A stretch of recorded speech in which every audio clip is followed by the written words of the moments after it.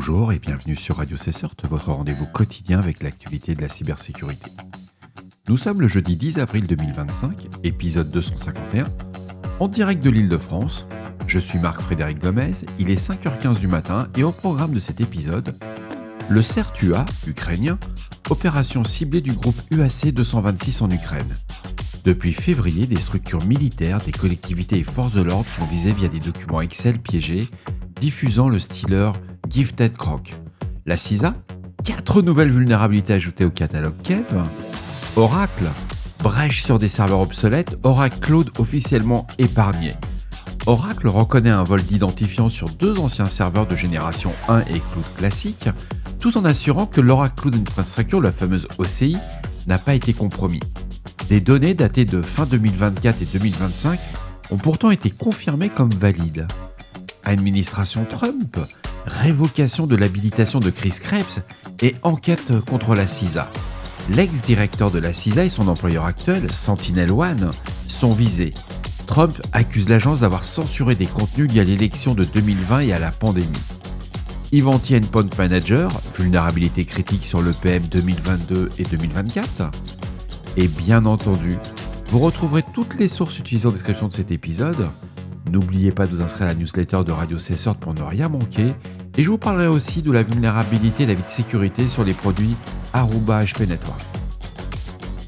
Comme prévu, l'agence américaine, la CISA, vient d'ajouter 4 vulnérabilités à son catalogue de vulnérabilités exploitées sur la base de preuves d'exploitation actives. La première, c'est la CVE 2024-53197. Il s'agit d'une vulnérabilité d'accès hors limite dans le noyau Linux. La seconde, la CVE 2024-53150, cette vulnérabilité concerne une lecture hors limite dans le noyau Linux. La troisième, la CVE 2025-30406, c'est une vulnérabilité qui est liée à l'utilisation d'une clé de chiffrement cryptographique codée en dur dans Gladinet CentreStack. Et enfin, la petite dernière, mais sans aucune surprise, c'est la CVE 2025-29824, une vulnérabilité de type User After Free dans le pilote de système de fichiers commun, le CLFS de Microsoft Windows, comme indiqué lors du patch Tuesday. C'est normal, elle est exploitée, ça apparaît dans le catalogue de la Kev. Un article en provenance de The Register commence à faire beaucoup de bruit sur une décision qui secoue le monde de la cybersécurité aux États-Unis. L'administration Trump vient de frapper très fort. Elle ordonne non seulement l'ouverture d'une enquête criminelle contre la CISA, l'agence américaine de la cybersécurité, mais également la révocation immédiate des habilitations de sécurité de Chris Krebs, l'ancien directeur de cette agence, ainsi que celle de tous les employés de SentinelOne, la société de cybersécurité dans laquelle il travaille actuellement. Alors pourquoi cette décision ? Selon un mémorandum présidentiel publié cette semaine, Chris Krebs aurait, je cite, détourné la CISA de sa mission pour servir un objectif partisan, en un mot conflit d'intérêts. Concrètement, il est accusé d'avoir coopéré avec les réseaux sociaux pour censurer certains contenus jugés sensibles. Parmi ces contenus, il y a l'affaire controversée du laptop de Hunter Biden, les allégations infondées de fraude électorale en 2020 et même certaines positions alternatives sur la gestion du Covid-19. Pour rappel, Chris Krebs avait été licencié en 2020 par Trump après avoir déclaré de manière totalement factuelle que l'élection présidentielle s'était déroulée sans fraude ni manipulation. Aujourd'hui, le président Trump demande à ses ministres de passer au crible toutes les activités de la CISA sur les 6 dernières années, avec un objectif clair, identifier des cas supposés de censure de la liberté d'expression. Et ce n'est pas un cas isolé. Depuis son retour sur la scène politique, l'administration américaine, sous les ordres de Trump, a multiplié des révocations d'habilitation de sécurité, à l'encontre d'anciens responsables, d'avocats et désormais de cyber-experts du secteur privé. Certains y voient une stratégie de représailles, un message politique adressé à ceux qui n'adhèrent pas à sa ligne toujours d'après The Register. Alors dans les faits importants à retenir, c'est que la plupart des accusations portées dans ce mémorandum ont été démenties à plusieurs reprises. Les allégations de fraude en 2020 n'ont jamais été prouvées, l'affaire du laptop Biden n'avait pas été relayée à l'époque faute d'éléments vérifiables sur son authenticité. Alors, est-ce qu'il s'agit vraiment de protéger la transparence gouvernementale ou d'une manœuvre de représailles envers ceux qui sont opposés à l'administration américaine et à Trump par le passé ?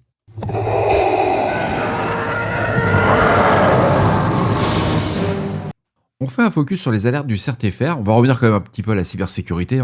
Alors, on va commencer avec plusieurs vulnérabilités critiques dans Ivanti Endpoint Manager. Bon, eux, c'est régulier, mais il y a un avantage, ils communiquent. Alors, ce produit qui est connu sous le nom de EPM, ce sont des failles qui ont été découvertes sur les versions 2022.x et 2024.x du produit et qui permettent à un attaquant d'exécuter du code arbitraire à distance, d'obtenir une élévation de privilèges, de compromettre la confidentialité des données, de provoquer un déni de service ou encore de mener des attaques de type XSS, donc c'est des injections de code à distance.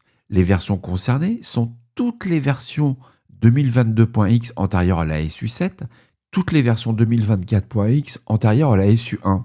Bien entendu, Ivanti a réagi rapidement et publié 2 bulletins de sécurité détaillés le 8 avril.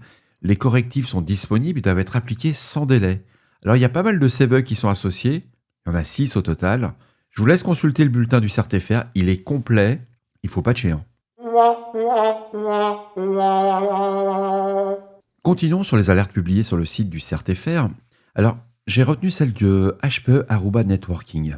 Elle a été publiée hier, cette alerte, le 9 avril. Elle permet, sur des équipements Aruba, l'exécution de codes arbitraires à distance, l'atteinte à la confidentialité et à l'intégrité des données, le contournement des politiques de sécurité et bien entendu des vulnérabilités de type XSS. Donc, quels sont les produits qui sont concernés? Ce sont toutes les versions de AOS-10 AP, la version 10.4, la version 10.7. Pour AOS 8, c'est les versions 8.10 et 8.12. Mais c'est pas tout. De nombreuses versions plus anciennes, comme AOS 10.6.x ou 8.11 ou 8.9, voire encore la 6.5, sont également vulnérables. Et il faut savoir qu'elles ne recevront pas de correctifs de la part de l'éditeur. Je vous recommande fortement, si vous avez ce type de matériel, de consulter le site du CertFR. Et il y a aussi des avis qui ont été publiés sur le site de HPE, mais il est vraiment fortement recommandé de migrer vers une version maintenue si vous utilisez un de ces anciens firmware, et en particulier si vos réseaux d'administration sont exposés. Depuis février 2025, l'équipe ukrainienne du CERT-UA, donc le CERT national, observe une campagne d'espionnage hautement ciblée menée par le groupe UAC 226. Les cibles sont particulièrement sensibles. Des centres d'innovation liés à la défense, des forces armées, des services de police, ainsi que des administrations locales, en particulier le long de la frontière orientale de l'Ukraine.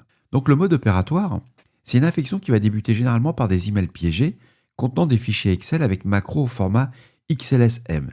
Les objets de ces mails sont variés: déminage de territoire, amende administrative, production de drones ou encore indemnisation pour biens détruits. À l'intérieur du fichier Excel, le code malveillant est encodé en base 64, puis décodé et exécuté sur la machine via une macro.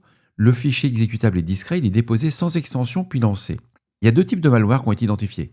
Il y a un outil .NET qui embarque un script PowerShell emprunté à un dépôt GitHub qui s'appelle le PSSW100AVB. Et surtout, il y a Gift&Croc, un maliciel de type Stealer écrit en C++. Il cible le navigateur Chrome, Edge, Firefox, puis en extrait les cookies, l'historique et tous les identifiants enregistrés. Les données sont ensuite compressées via un PowerShell, puis exfiltrées vers Telegram. Alors, les attaquants utilisent des comptes email compromis parfois via des interfaces web pour diffuser des leurs, et il faut savoir que des infrastructures réseau malveillantes ont été identifiées. Il y a quelques adresses IP de ces deux, donc on pourrait prendre la 149.102.246.110, la 37.120.239.187, mais qui va parler au port 6501, ou la 89.44.9.186 qui part sur le port 3240. Donc vous voyez, si vous bloquez vos ports en sortie, c'est-à-dire que de votre réseau, vous ne devez pas avoir accès à des ports type en 6500 ou en 3240 par exemple, vous ne pouvez pas aller chercher la payload. Il n'y a pas d'exfiltration. C'est des choses qui sont intéressantes à savoir. Il y a pas mal d'indicateurs de compromission qui ont été fournis. Le CERT-UA va fournir vraiment de nombreux hashes. Il y a aussi l'analyse des scripts malveillants, les noms de fichiers qui sont apparus. Je vous ai préparé un article sur LinkedIn pour tous les détails. N'hésitez pas à le consulter. Il est en français parce que les bulletins d'alerte du CERT-UA sont tous en ukrainien. Ils sont très peu traduits en anglais. Donc c'est un petit peu compliqué au départ. Mais hyper instructif. Et comme je vous disais, comme je le dis à chaque fois sur ce type de bulletin, vous avez énormément d'infos techniques de façon gratuite. Ça vous permet vraiment de monter en compétence, en maturité, de voir qu'est-ce qui peut être vraiment activé ou pas au sein de vos entreprises. Comme promis, je reviens sur Oracle qui, grâce à nos confrères de Blaming Computer, reconnaît un incident de sécurité sur ses serveurs obsolètes, mais nie toute compromission de son infrastructure cloud. Oracle a confirmé dans un message adressé à ses clients qu'un acteur malveillant a réussi à accéder à 2 serveurs obsolètes et en exfiltrer des identifiants utilisateurs. Toutefois, l'entreprise affirme que l'infrastructure Oracle Cloud Infrastructure, le OCI, n'a pas été compromise. Selon les déclarations officielles à Blipping Computer, aucun environnement client OCI n'a été compromis, aucune donnée n'a été visualisée ni volée et aucun service n'a été interrompu. Alors des données publiées, mais pas utilisables selon Oracle. Oracle précise que les serveurs compromis ne faisaient pas partie de l'OCI et que les identifiants publiés étaient soit hachés, soit chiffrés, ce qui rendait leur exploitation directement impossible. L'entreprise a néanmoins confirmé que des noms d'utilisateurs ont été extraits et publiés. Le piratage a été revendiqué par un acteur sous le pseudonyme Rose 87168 qui a mis en vente environ 6 millions d'enregistrements sur Bridge Forum dès mars 2025. La base de données compromise semble provenir d'un ancien environnement Oracle potentiellement rattaché à Oracle Cloud Classic Génération 1 renommé depuis. L'article insiste sur une communication jugée ambiguë. Certains experts comme Kevin Beaumont dénoncent une stratégie de communication sémantique de la part d'Oracle. En affirmant que Oracle Cloud n'a pas été compromis, l'éditeur exclurait volontairement les environnements hérités pourtant toujours gérés sous sa responsabilité. Pour lui, il s'agit d'un jeu de périmètre, mais le fait reste que les données ont bien été exfiltrées depuis un serveur cloud administré par Oracle. Une brèche qui remonterait à janvier 2025. Selon des révélations de Cybelle Angel, des web shells et malwares ont été installés sur des serveurs de génération 1 dès janvier 2025, permettant à l'attaquant de collecter des informations depuis Oracle Identity Manager, le fameux IDM, dont des adresses e-mail identifiant LDAP, nom et prénom. Oracle n'aurait détecté l'intrusion qu'en février. Plus préoccupant encore, une autre brèche aurait été détectée chez Oracle Health, anciennement Cerner, la même semaine, impactant cette fois plusieurs organisations de santé américaines. Certains seraient victimes d'extorsion selon des sources ciblées par Blipping Computer. Une gestion de crise en demi-teinte. Malgré une reconnaissance partielle des faits, Oracle n'a toujours pas confirmé si les notifications envoyées aux clients provenaient bien de ses services ou si elles pourraient être l'œuvre d'un tiers. L'entreprise n'a pas non plus précisé le périmètre exact de l'environnement compromis.